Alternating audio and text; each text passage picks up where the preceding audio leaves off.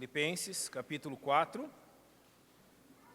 versos 6 e 7. Filipenses, capítulo 4, versos 6 e 7. Se você puder colocar-se em pé, por gentileza.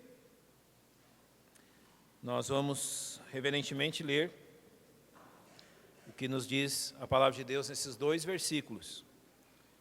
Filipenses, capítulo 4, versos 6 e 7, dizem assim: Não estejais inquietos por coisa alguma, antes as vossas petições sejam em tudo conhecidas diante de Deus, pela oração e súplica, com ações de graça.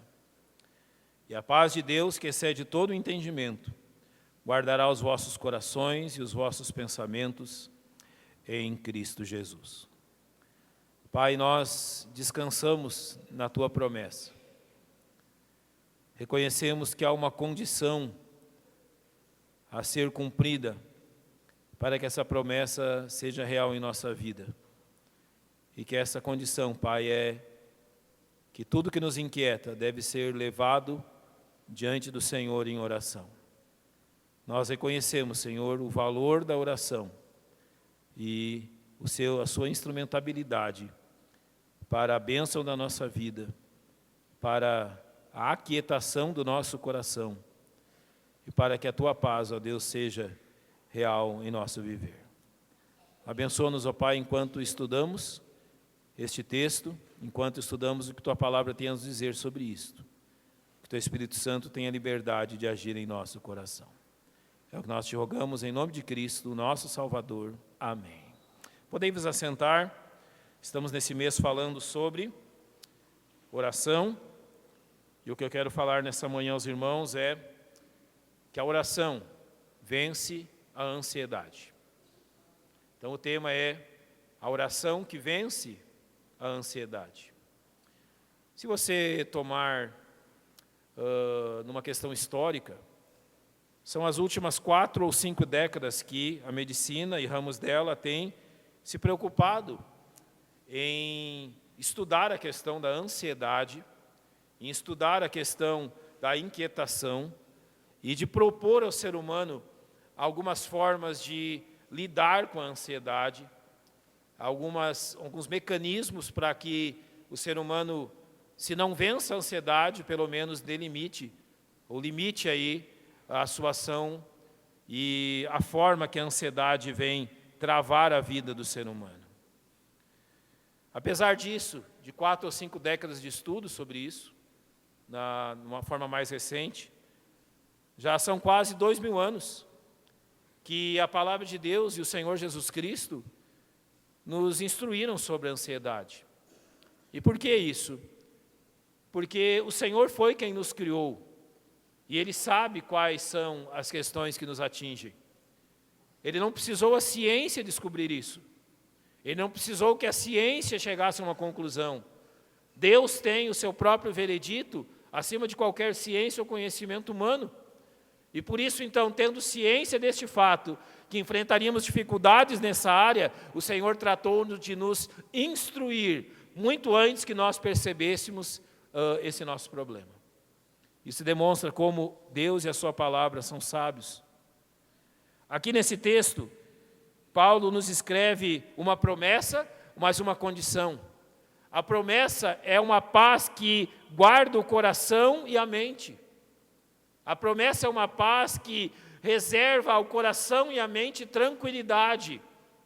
E a condição é que sejam, então, conhecidas diante de Deus pela oração, aquilo que nos inquieta. Praticamente ele está dizendo, se nós queremos ter paz de mente e coração, é preciso que Deus ouça, então nós pedindo a Ele, suplicando a Ele pelas coisas que nos inquietam. Tudo que nos inquieta tem que ser levado a Ele em oração, para que a paz inunde o coração. Esta é a condição. Para nós provarmos o verso 7, nós temos que obedecer ao verso 6. Não há outro caminho. Para provarmos as bênçãos do verso 7, é preciso então que o verso 6 esteja sendo cumprido na nossa vida.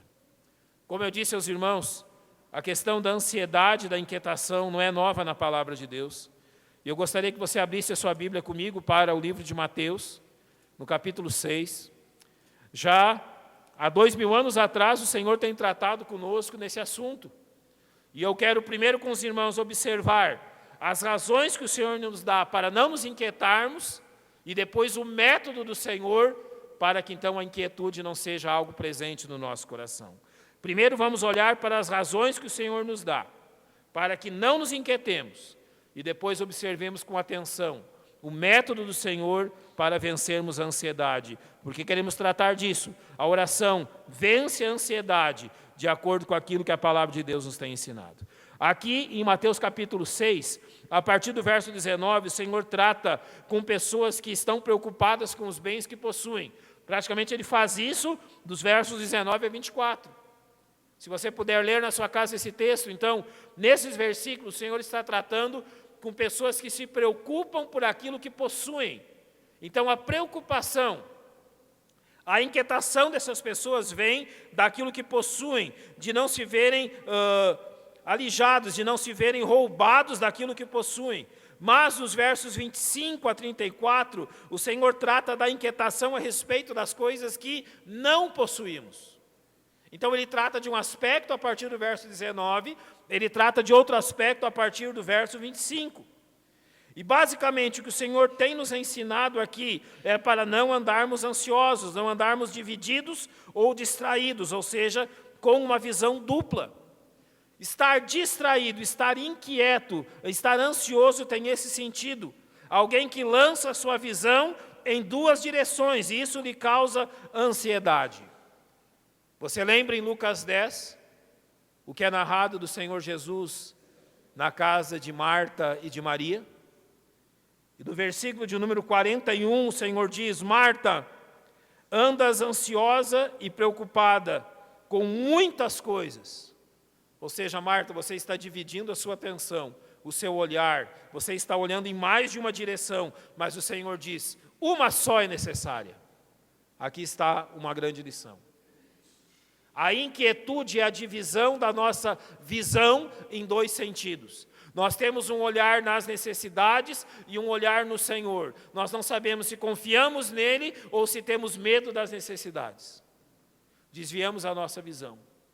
O Senhor disse a Marta, uma só coisa é necessária. Apenas uma.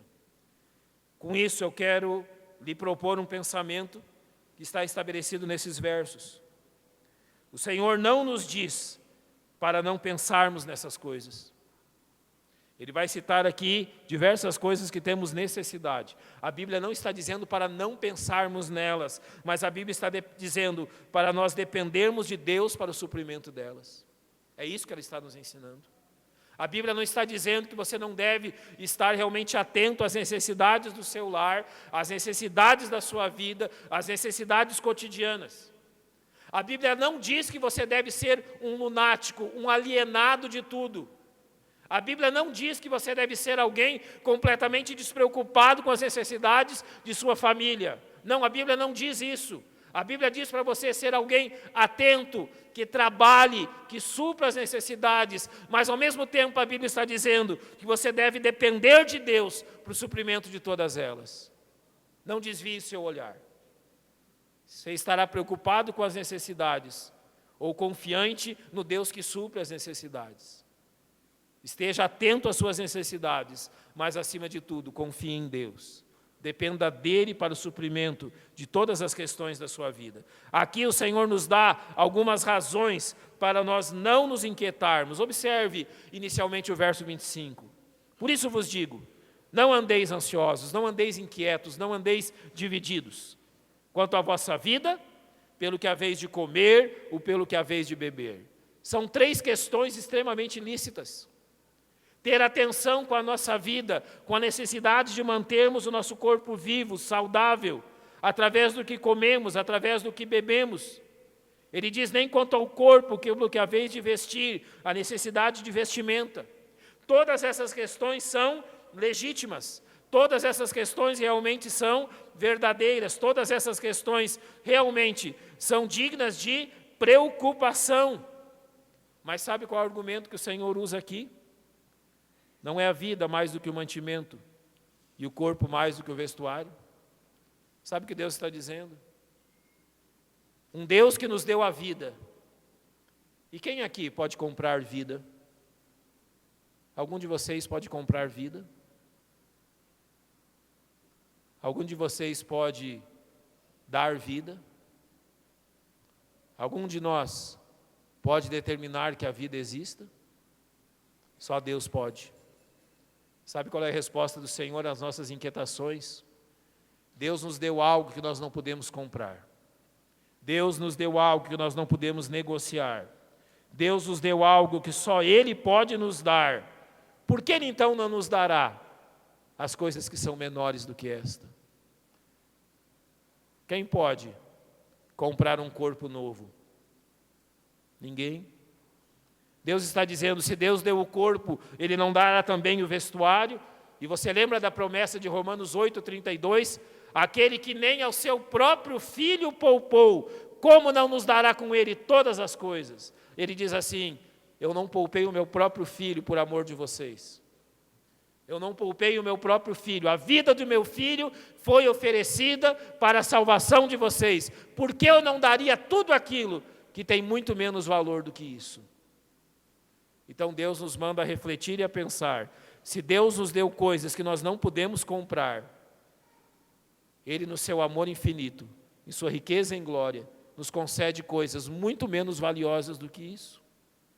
Comida, bebida, vestuário, valem muito menos do que a vida. E Deus está dizendo, tolos, eu dei muito mais do que isso para vocês, porque eu negaria alguma coisa nesse sentido.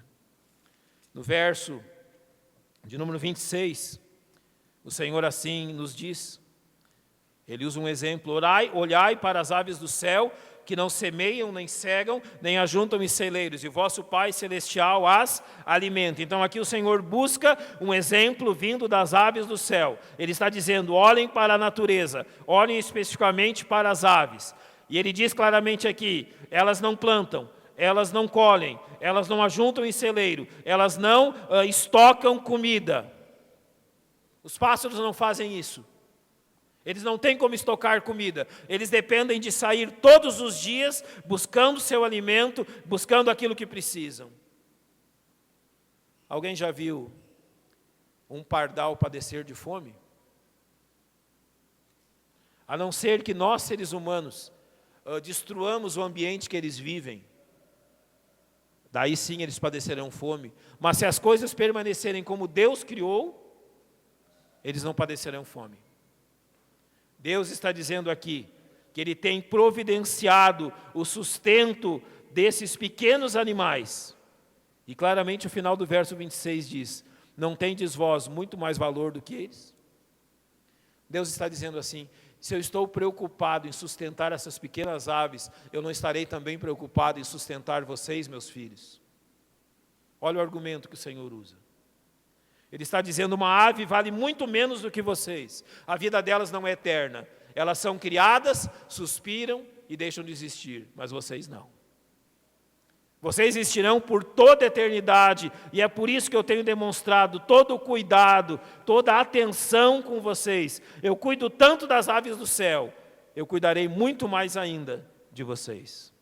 Observe o verso 27. Qual de vós poderá, com todos os seus cuidados, acrescentar um côvado à sua estatura? Aqui, estatura teria um sentido de curso de vida ou de duração de vida. Eu vou usar um exemplo triste. Alguns anos atrás, nós tivemos um vice-presidente do Brasil, um homem de muitos recursos, muitos recursos. Ele encontrou-se enfermo, eu lembro da frase que ele disse, no dia em que detectaram o câncer, ele disse, eu entrei são no hospital e saí doente. Ou seja, porque ele sabia que estava enfermo. Aquele homem mesmo, apesar de um tipo agressivo de câncer, ele manteve-se vivo, mantiveram-o vivo durante muitos anos. Eu li sobre alguns tratamentos que foram trazidos para o Brasil, aplicados nele, e que prolongaram imensamente a vida dele, até alguns poucos anos atrás. Mas chegou um momento que não foi mais possível. Isto, levando em conta toda a vida dele, foi um tempo curto de prolongamento. Por quê? Porque nenhum de nós é capaz de comprar um segundo de vida. Nenhum de nós é capaz de viver um minuto a mais daquilo que Deus tem estabelecido. Qual de vós poderá, com todos os seus cuidados, acrescentar um segundo à sua vida? Nenhum. Absolutamente nenhum de nós pode. Aquilo que Deus tem determinado para nós, isso é o que viveremos. Nem dinheiro, nem poder, nem conhecimento, nada pode trazer um segundo a mais de vida para nós. Então, sabe qual é o argumento que o Senhor tem usado aqui? A ansiedade é inútil. Sim, a ansiedade não constrói nada. A ansiedade não resolve nada. A ansiedade não traz alívio algum. Ela é completamente inútil. Nenhum de nós pode prolongar nada além daquilo que Deus tem determinado. Nenhum de nós pode comprar um segundo de vida. Então, toda a nossa ansiedade é inútil. Toda a nossa ansiedade torna-se pecaminosa por isso. Ela não tem valor, ela é inútil, ela não pode fazer absolutamente nada. O terminar ou começar da nossa vida não está em nossas mãos. Está nas mãos de Deus. Então, todo cuidado que tenhamos se torna inútil. Agora, não estou dizendo que não devemos cuidar da nossa vida e do nosso corpo. Ele é templo do Espírito e merece ser bem cuidado. Mas a ansiedade em si não pode trazer nada de novo. Os versos 28 a 30 nos dizem assim: quanto ao vestuário, por que andais ansiosos? Olhai para os lírios do campo, como eles crescem, não trabalham nem fiam. E eu vos digo que nem mesmo Salomão, em toda a sua glória, se vestiu como qualquer deles. Aqui agora o Senhor volta a tratar com as coisas da natureza, e Ele está tratando dos lírios, que são flores temporais. Elas são vistas durante um tempo, depois secam, e o fogo que toma as planícies a queima, e não há mais lembrança delas. O que o Senhor está nos dizendo aqui, e Ele está fazendo uma pergunta clara a nós. Qual foi? E no verso 29 Ele diz: eu vos digo que nem mesmo Salomão em toda a sua glória se vestiu como uma flor. Você já pôde perceber as verdadeiras fortunas que pessoas gastam para andar na moda, como se diz? Li sobre algumas peles de animais raros, que são abatidos para que com a sua pele possa ser confeccionados casacos, gorros ou algo assim. Caríssimo.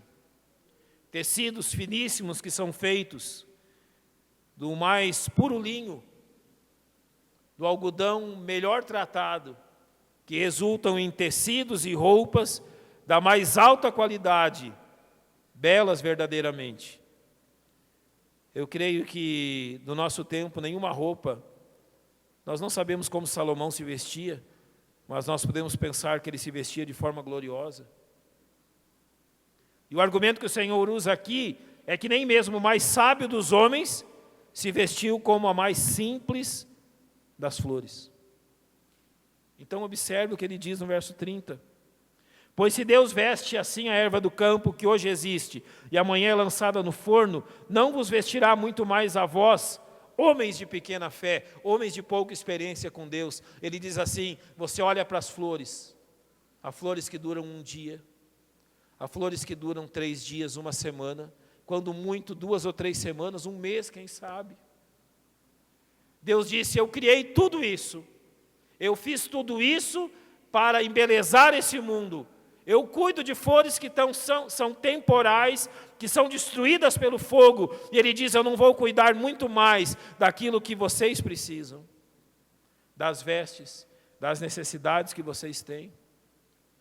Aqueles que já moraram nos estados do sul podem perceber e lembrar disso, que durante o inverno e durante aqueles dias mais frios do inverno, os jornais noticiam a morte de moradores de rua. Não sei se eu acerto o termo, hipotermia, não é? A temperatura do corpo cai a um nível que os órgãos já não suportam e a pessoa morre. Eu lembro no exército, quando eu passei muito frio, muito. Eu aprendi que o corpo treme para se aquecer. Exatamente isso. Os músculos começam a tremer para gerar calor. Olha que coisa incrível. Eu posso pensar como é alguém morrer de frio. É terrível. Porque um pouco antes da morte o corpo adormece, o frio passa e a pessoa não percebe que está morrendo. Deus disse: eu tenho cuidado de todos vocês. Nós temos vestuário, nós temos roupas. Deus diz: eu cuido das flores, então, meus filhos, muito mais eu cuidarei de vocês. O argumento dele prossegue para o verso 31, quando diz: não andeis, pois, inquietos, dizendo que comeremos, que beberemos ou com que nos vestiremos, ou seja, todas coisas lícitas, mas notem que todas essas coisas são preocupações de todos os seres humanos, mas principalmente daqueles que não conhecem Deus. A mentalidade do incrédulo é incapaz de perceber que Deus é quem o sustenta. Sabe o que as pessoas sem Cristo percebem e sabe como elas olham para a vida? Na vida, para uma pessoa sem Deus, tudo é acaso, tudo é fatalismo. Deus não coloca sua mão em nada. Tudo é um grande acaso. Se o alimento chegou à minha mesa, acaso. Se a doença ou problema surgirem, fatalismo. É assim que elas olham para as coisas. Mas observe o verso 32. Porque todas essas coisas os gentios procuram, mas vosso Pai Celestial bem sabe que necessitais de todas elas. Nós não cremos em acaso, nós não cremos em fatalismo, nós cremos num Deus soberano, que controla todas as coisas e tem poder para agir em todas as circunstâncias. É isso que nós cremos. Não há acaso. O alimento não chega à minha mesa por acaso. Não, nunca chegou. Chegou pela soberania e pelo cuidado de Deus. E por isso que todas as vezes no nosso lar, quando nos alimentamos em oração, nós reconhecemos isso. Pai, foi Tu que deste. É as Tuas mãos que concedem. Isso não é acaso. É Deus. No verso de número 33, o Senhor diz que ao invés da ansiedade, nós devemos aperfeiçoar o nosso relacionamento com Deus. Observe bem. Buscai primeiro o reino de Deus e a sua justiça, e todas essas coisas vos serão acrescentadas. Ele diz, ao invés de uma ansiedade inútil, busque um relacionamento perfeito com Deus, o que é útil para a sua vida. Busque Deus e não dê lugar à ansiedade, porque o verso 34 claramente diz, não vos inquieteis, pois, pelo dia de amanhã, porque o dia de amanhã cuidará de si mesmo, basta a cada dia o seu mal. Aqui ele está dizendo que a ansiedade não muda o amanhã, que a ansiedade não muda nada do futuro. Ele está dizendo que viver o amanhã, protelando a solução dos problemas, é se esquecer que pode não existir amanhã. Como eu me preocupo com o amanhã se eu não sei se eu vou vivê-lo? Como eu me preocupo com o amanhã se eu não sei se ele existirá? Vivo hoje, não antecipe o amanhã. Nós não suportamos nem o peso de hoje, queremos levar o peso de hoje e de amanhã. Nós não somos suficientes para isso. Após nos dar todas essas razões para não vivermos em ansiedade, nós precisamos voltar a Filipenses capítulo 4, agora com essa visão, com esse entendimento, e observar o que nos diz o verso 6. Filipenses capítulo 4, verso 6. O Senhor então nos apresentou as razões para não andarmos ansiosos. Agora Paulo apresenta a ferramenta para que vençamos a ansiedade.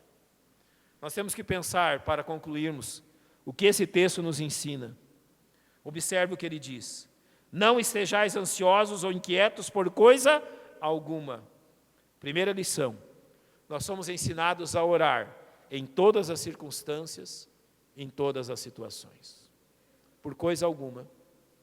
Não há nada que mereça a nossa preocupação, a nossa ansiedade. Deus está dizendo, orem em todas as circunstâncias, não estejais inquietos por questão alguma, jamais pense, olha, isso é coisa boba demais, simples demais para que eu ore a Deus. Se ela é boba demais e simples demais, por que ela te causa inquietação então? Não há coisa pequena demais que não possa ser levada a Deus em oração. Não há coisa realmente insuficiente ou sem valor demais que não compense levar a Deus em oração. Então ore em todas as circunstâncias, em todas as situações. O verso diz: que antes as vossas petições sejam em tudo conhecidas diante de Deus pela oração e pela súplica. Ele usa 3 expressões: petição, oração, e ele usa a expressão súplicas. Essa palavra súplica aponta para derramar-se diante de Deus, para derramar o nosso coração diante de Deus. Sabe qual é o problema da ansiedade? É que nós derramamos o nosso coração diante de nós mesmos. Sim. Nós pensamos, nós nos temos como tão coitados, como pobres coitados, como alguém que tem uma sorte tão má. Nos lamentamos para nós mesmos, nos queixamos para nós mesmos, estamos queixosos para nós mesmos. Olha, como é ruim a minha sorte, como é terrível a minha vida. Eu estou dizendo para mim mesmo como tudo está difícil. Esse é o nosso problema. Não é a nós que nós temos que dizer, é a Deus. Não é a nós que nós devemos nos inquietar, mas levar a inquietação ao Senhor. Essa é a nossa dificuldade. A ansiedade olha para si mesmo, a fé olha para o Senhor. Suplique a Ele. Derrame o seu coração diante dEle e não diante de você mesmo. Ore para o Senhor ao invés de queixar-se para si mesmo. Não tenha dó de si mesmo, mas tenha a convicção certa que Deus tem cuidado de todos nós. O final do verso 6 diz: com ação de graças. Nós já falamos, há 3 formas que Deus responde a oração. Em momentos, Deus responde sim. Você já teve a sua oração respondida com um sim? Já. Mas há outros momentos que Deus responde espere, ou Deus responde não. Se o Senhor não responder a oração imediatamente, ou se o Senhor disser não ao seu pedido, continue sendo grato pelo que Ele já fez. Aqui ele diz, com ação de graças. Sabe como vencemos a ansiedade em oração? Quando nós demonstramos gratidão por aquilo que Ele já fez. Quando demonstramos gratidão pelas coisas que Deus já realizou por nós. Então nós podemos concluir dizendo que o que nós precisamos aprender é a concentrar-se no Senhor em meio à batalha. Se você em algum momento está ansioso, se a ansiedade, tem ocupado o seu coração, e nós estamos aqui dizendo, olha, a solução para isso é oração, é você orar. Você vai me responder assim, pastor, quando eu estou com o coração inquieto pela ansiedade, eu não consigo orar. Olha, Deus está dizendo para orarmos em todas as circunstâncias. E eu quero terminar mostrando uma promessa que a palavra de Deus nos traz. Abra sua Bíblia, Romanos 8, 26. Se você está ansioso, se diz, olha, eu não posso orar, lembre-se da promessa do Senhor. Olhe só o que Romanos 8, 26 diz. E da mesma maneira também, o Espírito ajuda as nossas fraquezas. Sim, Ele ajuda as nossas fraquezas. Ele nos ajuda enquanto estamos fracos. E de que forma?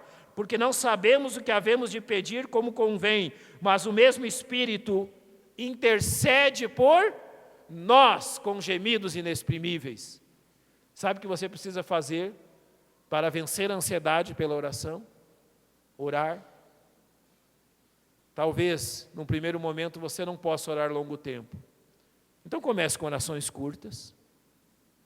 Aumente o tempo dessas orações, aumente a frequência dessas orações, conforme você suporta e conforme o Espírito Santo te dá forças. Mas a promessa persiste, que se nós levarmos ao Senhor as nossas ansiedades, a ansiedade será vencida pela paz. A solução é orar. Ore. Busque o Senhor em oração. O Espírito do Senhor está ao seu lado, te ajudando em suas fraquezas. Não será fácil no início, Geralmente, coisas boas não são fáceis, mas persista. Persista em oração, até que a paz de Deus, que excede todo entendimento, guarde o teu coração e a tua mente, em Cristo Jesus. Nós podemos vencer a ansiedade pela oração. Esse é o instrumento do Senhor. Então, usemos. Pai amado, nós louvamos o teu nome.